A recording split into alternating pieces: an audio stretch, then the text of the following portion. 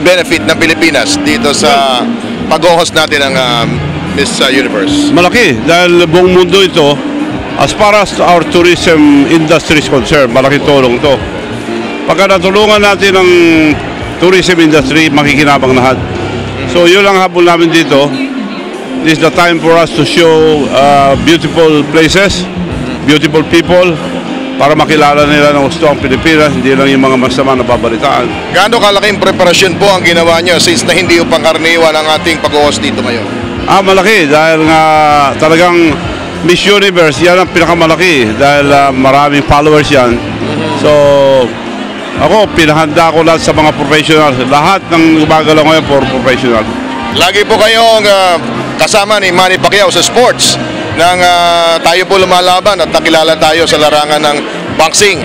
Ibang-iba ba ang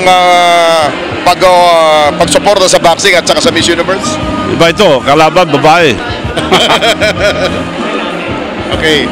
And then, ano po ang masasabi ninyo ng mukhang tinatagurian kayong Donald Trump of the Philippines? Hindi naman,